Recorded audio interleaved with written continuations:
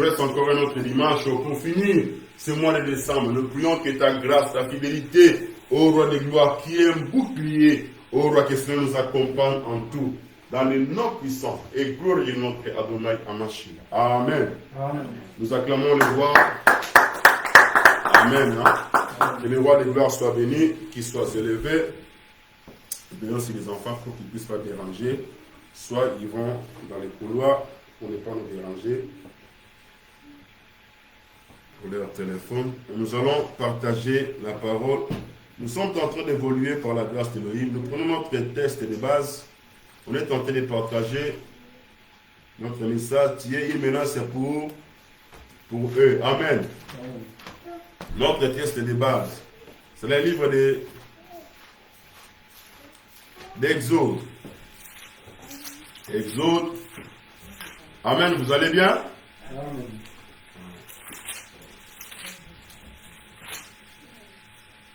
Exode chapitre 1er, notre test de base. Verset 7 au verset 8. Nous allons lire la parole. Il est écrit. Les enfants d'Israël firent fécondes et multiplièrent, ils s'accrurent et devinrent de plus en plus puissants. Et le pays fut rempli. Il s'éleva sur Égypte un nouveau roi qui n'avait pas connu Joseph. Il dit à son peuple, voilà, les enfants d'Israël, ils forment un peuple plus nombreux, plus puissant que nous. Alors, montrons-nous habiles à son égard, empêchant qu'il laisse croire, qu'il s'accroisse, et qu'il survienne une guerre et qu'il se joigne à nos ennemis pour nous combattre et sortir ensuite du pays. Amen. Amen. Nous bénissons notre roi. C'est un message qu'on a partagé au moins 4. On a eu 4 séances ou 3 séances comme ça. Et aujourd'hui, on va voir encore un autre élément. On est en train de nous faire voir dans ce passage, notre test de base, c'est que, dit, pendant que les enfants d'Israël commençaient à se multiplier, pendant que les enfants d'Israël firent fécondes, ils s'accrurent, ils deviennent de plus en plus puissants et ils remplissaient les pays. C'est alors que la Bible dit, en ce moment-là, s'éleva un nouveau roi ou un nouveau pharaon qui n'avait pas connu Joseph. Et lorsqu'il a vu seulement les enfants d'Israël, à des fois ce qui est mystérieux, cela est caché devant les hommes. Amen. À des fois, ton avenir à toi est caché devant les hommes. Et pendant que cela est caché, et les hommes qui sont de la même nature que toi, ils ne peuvent pas accéder. Mais seulement que nous avons dit, nous avons des mondes. N'oubliez pas, nous avons le monde des esprits et le monde humain. Et le monde des esprits, à des fois, il peut accéder à ce qui est caché. Raison pour laquelle certaines personnes, ils sont combattus dès le bas âge. Parce que ce qu'ils voient dans l'invisible ou dans le monde spirituel, ils ont accès à des fois à des choses qui n'est pas visibles pendant que la personne vient de naître ou pendant que la personne est là. Il se peut que tu es arrivé fraîchement dans les lieux de travail ou tu es arrivé fraîchement dans un pays, dans une contrée, tu es arrivé fraîchement et les gens ne te connaissent pas. Mais ceux qui voient, ceux qui ont la communication avec le monde invisible, avec les esprits méchants, les esprits peuvent peuvent communiquer à ces gens-là réellement ce que tu es et ils peuvent commencer à ils peuvent liguer un combat à ta rencontre. C'est comme cela on nous parle ici. Nous voyons un roi qui s'est levé lorsqu'il a vu les enfants d'Israël commencer à s'accroître. Il dit et que les enfants d'Israël étaient une menace pour eux. Et il a mis les stratégies pour empêcher les enfants d'Israël. Nous avons vu cela. Lorsqu'il se lève, Pharaon, c'est pour frapper fort. Lorsqu'il se lève, c'est pour nous empêcher que nous puissions décoller. C'est comme cela le plan a été mis en place. Et en second lieu, il a cherché, comme les premières stratégies n'étaient pas trop efficaces, il a mis en place les deuxièmes stratégies. Cela veut dire, dès qu'il y a un combat qui commence, bien aimé, et le combat ne va pas s'arrêter. C'est-à-dire que le but de l'ennemi, c'est qu'il cherche à tout prix pour que tu sois terrassé. Amen. N'oublie pas dans ta tête, aussi longtemps que tu as l'être, je ne cesse de le dire, aussi longtemps que tu as l'être, tu as le mouvement, tu es encore sur cette terre des vivants, sache-le qu'il y aura toujours des manœuvres des plans, des stratégies qu'on va mettre en place pour t'arruiner, pour te détruire. C'est comme cela que le pharaon a fait en sorte que cela soit ainsi. Et il a cherché à atteindre. Il dit, pour que je puisse éliminer ce peuple, il faut que je puisse frapper là où ça fait mal. Là où il y a la force de ce peuple. Et il a compris que c'était des hommes, des garçons. Et nous avons dit, les garçons sont la représentation de toutes ces personnes-là, qui sont comme étant des leaders, des mouvements, d'une assemblée, d'une famille. Dans une famille, on peut voir papa Koufi, dès que papa meurt. Donc, c'est-à-dire que si la famille était riche ou le papa avait des moyens, vous allez voir, ça sera le chaos total. C'est-à-dire que les gens, c'est-à-dire que tata moi si, maman Leki, tata moi si, papa Kouloutou, papa Leki, ils vont mettre la main dessus à la famille, ils vont sacrer sans tenir compte des enfants qui sont là. Depuis que papa est parti, il botte comment qui peut y avoir parce qu'ils ont eu l'accès facile, parce que celui qui gardait, celui qui était le pourvoyeur pour cette maison, on l'a renversé. Raison pour laquelle nous disons, même le diable, il opère il est tellement organisé. N'oubliez pas ici, Pharaon, c'est lui qui a ordonné, il a mis des chefs. Cela veut dire, il met certains chefs dans certains endroits, c'est pour qu'on soit contrôlé, c'est pour qu'on soit assujetti. Et nous avons vu que pendant ce temps, il y avait aussi Moïse qui était né. L'homme qui incarnait la prophétie, c'est que les enfants d'Israël, pendant qu'ils étaient en train de faire tous ces parcours-là, c'était pour accomplir la prophétie. Un homme qui était né là, c'était lui qui devait accomplir la prophétie. Pendant que Pharaon a mis en place ces mesures, Elohim a fait en sorte qu'il soit préservé. C'est comme ça aussi que nous avons fait le parallélisme avec notre Sauveur. Lui aussi, lorsqu'il était né, on a vu que le roi Hérode, il a mis les plats en place pour ruiner, pour détruire les sauveurs. Or, notre sauveur, n'oubliez pas, il incarnait la prophétie. C'était par lui que le monde devait être sauvé. Et Pharaon ne cesse, comme il est organisé au niveau mondial, au niveau des continents, des pays, des villes, des quartiers, des communes, des familles. C'est-à-dire qu'il est organisé. C'est comme ça que tout ce monde-là, il s'opère avec Satan et diable. Amen. Et nous avons vu qu'il cherche à tout prix. Mais Elohim, il est au-dessus de toutes ces choses-là. Il est important de comprendre ces choses et de comprendre qu'est-ce qu'il faut faire vis-à-vis de ces choses. Si nous ne faisons pas attention, comme Mardoché a dit à Esther, il dit, si tu te tais, autrement dit, si tu baisses tes bras, sache-le. C'est ces mesures-là qu'ils ont mis en place, qui risquent d'être victimes de ces choses. Amen. Raison pour laquelle il y a quelque chose qu'on doit faire face à cela, et c'est très important. Nous allons lire la parole d'Élohim dans le livre de Ésaïe. Ésaïe chapitre, c'est un verset qu'on connaît, chapitre 40.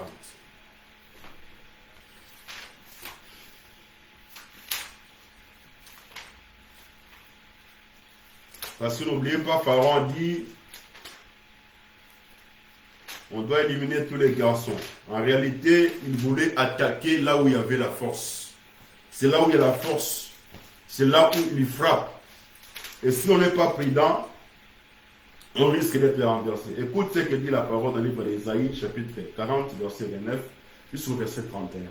Il donne de la force à celui qui est fatigué, il augmente la vigueur de celui qui tombe en défaillance. Les adolescents se fatiguent et se lassent. Les jeunes hommes chancellent. Mais ceux qui se confient à Yahweh renouvellent leur force. Ils prennent des vols comme les ailes. Ils courent, ils ne se lassent point, ils marchent et ils ne se fatiguent point. Amen. De la même manière, Satan, le diable, il frappe là où il y a la force. C'est que nous voulons encourager le peuple, nous voulons encourager l'Assemblée, qu'on doit utiliser les atouts que Elohim a mis à notre portée. Ce que Dieu nous a donné. Parce que n'oublie pas, à des fois, il y a des forces. C'était une force qui t'est communiquée de la part de Elohim. Et ce sont tes forces-là que tu dois exploiter pour que tu puisses faire face au combat. Et ici, dans le livre du prophète Ésaïe, Elohim parle, il est en train de s'adresser à Israël, à Jacob et à Israël, le fils de Jacob, il est en train de les rappeler. Et que je suis celui qui donne la force à toute personne, à celui qui est fatigué. Et j'augmente la vigueur de celui qui tombe en défaillance. On doit comprendre où se trouve notre force. Pharaon, il a cherché où était la force de ses peuples. C'est là où il a frappé. Pour qu'on puisse faire face à l'ennemi, pour qu'on puisse faire face à l'adversaire, on doit exploiter, on doit utiliser les forces que Elohim nous a communiquées. Le prophète Esaïe est en train de nous rappeler que ceux qui se confient en Elohim, ceux qui se confient vers Yahweh, ils sont en train de renouveler leurs forces. Ils sont en train de renouveler leurs forces. De la même manière, lorsque tu es chargé, ou comme un téléphone que tu viens de charger, après avoir utilisé le téléphone tout au long de la journée, lorsque tu utilises ton téléphone à un moment donné, ça va perdre, c'est-à-dire qu'il n'y aura pas la même énergie. La batterie sera faible. Il faut pour ce téléphone que ça soit alimenté de nouveau, que ça soit rechargé. C'est comme cela nous aussi. On est en train de dire ceci. Ceux qui se confient à l'Éternel, autrement dit, ceux qui tournent le regard vers Dieu, ceux qui viennent en lui, en réalité, ils viennent pour renouveler leur force, leur énergie. Leur énergie là va permettre à ceux qu'on puisse encore faire face à la journée, au jour d'après, à la journée qui suit. On va faire face à cela. Quand on recharge un téléphone, c'est pour faire face, pour qu'on puisse l'utiliser de nouveau. C'est comme cela aussi nous, pour qu'on puisse avoir la même force, la même énergie. Il est important pour nous de comprendre que c'est vers Dieu, c'est vers Elohim que notre force sera renouvelée. Le bénéficiaire qui se confie en lui. Parce qu'il est celui qui donne la force à celui qui est fatigué. À un moment donné, on peut être épuisé. On n'aura pas la même force. Alors on nous demande, on nous demande à ce qu'on puisse faire recours vers Elohim. C'est vers lui que notre force sera renouvelée. Et on est en train de faire même la comparaison en disant, les adolescents se fatiguent et se lassent. Les jeunes gens chancellent. Mais ceux qui se confient à Elohim, quand on parle d'un adolescent, les jeunes gens, la jeunesse ou les adolescents, ils sont considérés comme étant l'âge de vigueur, l'âge de force. Ceux qui ont la force. Mais la Bible est en train de nous montrer, malgré leur force, malgré la vigueur, mais ils se fatiguent, ils vont chanceler. Le dit, ils tombent dans la défaillance. Ils vont tomber dans la défaillance. Mais pour que nous puissions avoir la vigueur de nouveau, le dit, on doit se confier en Elohim. C'est vers lui que notre force sera renouvelée. Or, quand on parle de la vigueur, on est en train de comparer, lorsque Jacob il parle à ses enfants, lorsqu'il arrive vers Juda, il lui parle que Juda c'est comme un lion. C'est comme un jeune lion. Quand on parle de la jeunesse, c'est que quelqu'un, lorsqu'on vient vers Elohim, c'est comme si tu as la force de la jeunesse. De la même manière, on a la force de la jeunesse pour faire tout. Mais à un certain âge, lorsque tu vieillis, frère, lorsqu'on devient vieux, lorsque ma soeur, tu deviens une vieille, tu n'auras plus la même force. Mais la Bible est en train de dire, par rapport à la force, c'est que ça ne dépend pas de l'âge ici. On nous montre clairement que ceux qui se confient vers lui, même les années que tu peux passer, même si aujourd'hui tu peux être fatigué en regardant ton âge physiquement, mais le fait que tu sais où tu es en train de te ressourcer, c'est vers celui-là que tu vas faire recours pour avoir de nouveau la force. Dites Amen. Amen. C'est vers celui-là qu'on peut tourner pour avoir encore de nouveau la nouvelle force. La nouvelle force vient de Elohim. Il avait dit, lorsque lorsqu'on va se confier à lui, notre force, ça sera tellement renouvelé et ça va nous permettre à ce que qu'on puisse prendre l'élan, comme des aigles. Et dans notre tradition, on dit, lorsqu'on se confie à lui, c'est comme les aigles, ça permet que les ailes puissent se pousser. Lorsque les ailes ça pousse, cela veut dire que ça te donne encore l'élan de voler. Ça te donne l'élan d'opérer toujours dans l'invisible, d'opérer toujours, d'être résistant face aux assauts de l'ennemi. Mais dès que tu vas oublier là où il y a ta force, bien aimé, c'est là où tu vas tomber. Parce que de la même manière, là où il y a notre force, l'ennemi frappe. C'est pour cela, ceux qui étaient des héros hier, des vaillants hier, aujourd'hui, ils commencent à conjuguer les verbes dans le passé. Tant on a cela qui me m'a bon délit. Il y a une personne à terme, parce qu'ils n'ont plus la même force. Or, la personne qui a la même force, il ne va pas tenir ce discours. Il va rester, il sera constant dans le temps. Donc, c'est qu'il veut, c'est qu'on puisse rester dans cette constance-là, dans notre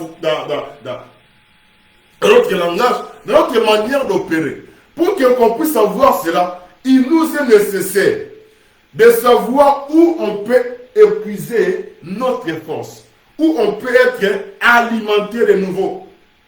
La Bible est en train de dire dans le livre de prophète Jérémie, chapitre 48, la deuxième partie, là où on dit, le premier partie, on dit, maudit soit quiconque fait l'œuvre d'Élohim avec négligence. Il me dit, maudit soit celui qui éloigne son épée, dis-le du carnage. Lorsque tu es en train de donner ton épée, alors l'épée c'est la parole de Dieu. Pour que l'épée soit aiguisée, selon le livre d'Ézéchiel, il est important. Tu peux avoir l'épée, mais ton épée n'est pas aiguisée. Si ton épée n'est pas aiguisée, tu ne peux pas renverser les ennemis. Et c'est Elohim qui fait en sorte que notre épée soit aiguisée. Dès que ton épée sera aiguisée, ça va te permettre encore de renverser les ennemis. Écoute Ézéchiel chapitre 21, à partir du verset 13. La parole de Yahweh me fut adressée en ces mots. Fils de l'homme, prophétise et dit, ainsi parle Yahweh. Dis, l'épée, elle est aiguisée et elle est polie. C'est pour massacrer qu'elle est aiguisée. Vous voyez, il faut que ton épée soit aiguisée. Or, l'épée, c'est la parole. Pour que ta parole soit aiguisée, pour que ta parole soit tranchante, il faut que cette parole soit aiguisée auprès de la propriétaire de la parole. C'est pour cela que le prophète Isaïe nous rappelle que lorsqu'on est en train de se confier à Elohim, on est en train d'en fait d'aiguiser notre arme de combat. Si ton arme de combat n'est pas aiguisée, autrement dit, lorsque tu vas faire face à l'ennemi, c'est l'autre qui va remporter à ta place. Raison pour laquelle il nous est important, comme étant des hommes choisis par Elohim, comme étant un peuple choisi, comme étant des femmes que Elohim a mis à part par sa grâce, nous devons savoir que il nous est important que l'épée soit aiguisée pour que cela nous permette de massacrer, pour que cela nous permette à faire face au combat. Si ton épée n'est pas aiguisée, tu auras du mal à faire face au combat. C'est l'autre qui va remporter à ta place. Ce sont les ennemis. Il faut savoir où est ta force. C'est comme cela, on a su où se trouvait la force de Samson, on lui a renversé. David qui a reconnu ses forces, il dit, lorsque je vois un ours, lorsque je vois un lion s'approcher de mes brebis, il utilisait ses forces. Plus nous allons utiliser notre force, plus nous allons aussi remporter des batailles. Et vous allez remarquer par rapport à Daniel, il a su où se trouvait sa force. Il me dit, pendant les premiers jours, il a élevé sa voix pour parler. Il me dit, Elohim, il a dépêché Gabriel à son sujet. Mais le problème c'est que, il me dit, le roi de Perse l'avait empêché. Et Daniel qui a compris ses forces, il n'a pas abandonné. Il ne faut pas arrêter. Il faut aller jusqu'à ce que tu es en train de faire, que cela va être aiguisé. Et cela, lorsqu'une épée est aiguisée, c'est pour que cela puisse se percer. Ça va percer l'ennemi. Et l'ennemi n'aura pas le pouvoir d'empêcher ce que Elohim veut faire à notre rencontre. Amen. Amen. On doit exploiter notre force. Exploiter la capacité qui est en toi. Plus on exploite notre capacité, cela fera en sorte qu'on puisse être vu. Cela fera en sorte qu'on soit visible. Cela fera en sorte que ce qu'on fait nos œuvres, que cela puisse crier devant les hommes. Que cela va crier devant le monde. Cela criera devant ces choses-là. Et cela permettra à ce qu'on puisse remporter les batailles. Raison pour laquelle le Seigneur, dans la même direction, il parle aux disciples. Il leur a dit une chose. Il dit ceci dans les évangiles. Pendant qu'il était en train de traverser les derniers temps par rapport à sa mission, il les a dit, veillez et priez. Vous voyez? Parce qu'il sait que la force d'un homme qui est appelé, d'une femme qui est appelée dans l'admirable lignée, sa force, notre force, vient de ces choses-là. Vient vers Elohim. Vient vers lui par la parole que nous sommes en train d'écouter. Plus que tu écoutes la parole est en train de t'aiguiser. Plus que tu es en train de prier, la prière est en train de te transformer. Ça te transforme. Tu te transformes en un homme de prière. Il y a une transformation qui se manifeste en toi par rapport au lieu où tu es en train de te rendre. Souvenez-vous de Moïse, il est resté tellement longtemps dans la prière au tel point que lorsqu'il est sorti, les enfants d'Israël, ils avaient du mal à regarder son visage. Parce que la gloire qui était sur la montagne a été manifeste sur son visage. C'est comme cela, bien aimé. Plus nous allons utiliser ce que Elohim nous a donné comme capacité, plus nous allons exploiter nos forces, plus nous allons aussi renverser le monde du ténèbre. Amen. Amen. On ne va pas toucher ce qui est en nous. Mais si nous ne faisons pas attention, on renversera ce qui est en nous et on touchera à notre maison. On touchera à nos biens. Parce qu'on n'a pas l'épée qui est aiguisée. On doit aiguiser l'épée. C'est auprès de Elohim. On doit aiguiser l'épée en écoutant la parole. On doit aiguiser l'épée, c'est en allant dans des jeûnes et prières. Cela nous permet qu'on puisse être aiguisé.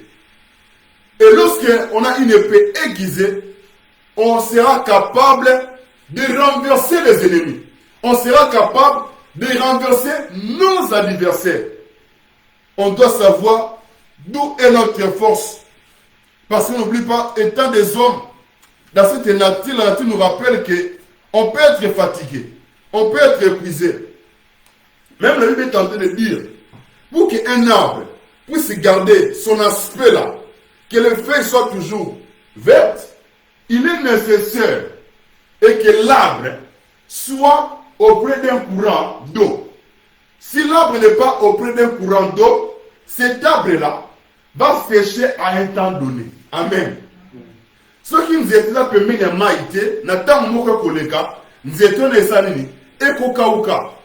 c'est pour cela que Job parle, il dit qu'un arbre a de l'espérance, même si cet arbre-là a vieilli.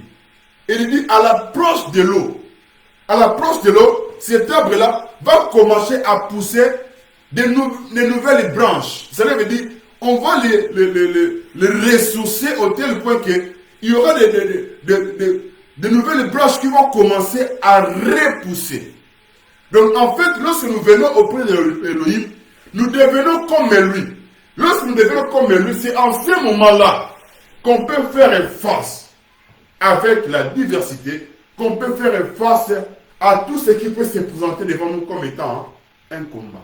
Amen. Amen. De la même manière, parce qu'on cherche à attraper un homme fort, on doit aller là où se retrouve sa force, là où tu as de l'énergie, c'est là où on va frapper. Raison pour laquelle on nous recommande ici d'aiguiser notre épée. Et on nous recommande, on nous montre clairement que lorsque nous allons nous approcher auprès de l'eau, que nous allons pousser de nouvelles branches. De nouvelles branches, c'est comme des ailes qui poussent à nous. Et ces ailes-là nous permettent de marcher sans pour autant être fatigué. De prendre l'élan. L'élan de l'aigle, on peut voler. Parce qu'on est auprès d'Élohim qui donne cette force-là à toute personne qui s'approche de lui. Amen. N'oublie pas, c'est la parole. Lorsque tu es en train de manger la parole, cette parole est en train de te donner une forme. Lorsque tu es en train de cultiver la prière, cette prière-là est en train de te donner une forme. Mais celui qu'on appelle le pharaon, ou qui a plusieurs casquettes, il va mettre en place pour anéantir là où il y a ta force. Dès qu'il va arriver, de celui que tu n'arrives plus à utiliser tes forces, c'est que, et ils vont profiter pour te faire ce qu'on appelle les contre-attaques. Ils vont te faire les contre-attaques parce qu'on a Basiseyo, Makasnayo. Quand on va prendre toutes tes forces, sans ces moments-là, ils peuvent faire tout ce qu'ils veulent. Ils ne peuvent pas rentrer n'importe comment parce qu'ils savent que c'est une maison d'un homme fort. Donc on doit d'abord lier l'homme fort. Lier l'homme fort, cela veut dire on est en train de te rendre inactif. Or, on est inactif lorsqu'on est loin de l'eau.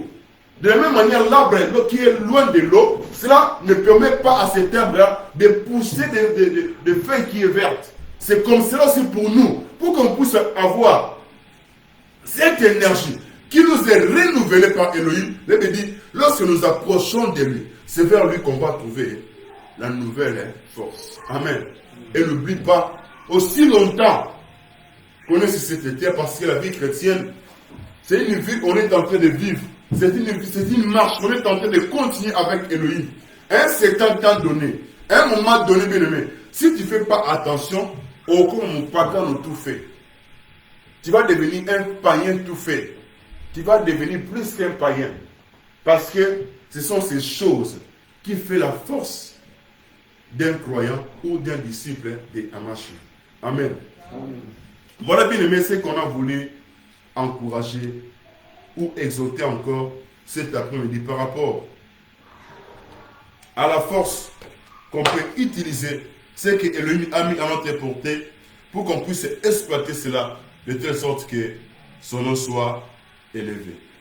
Amen. Amen.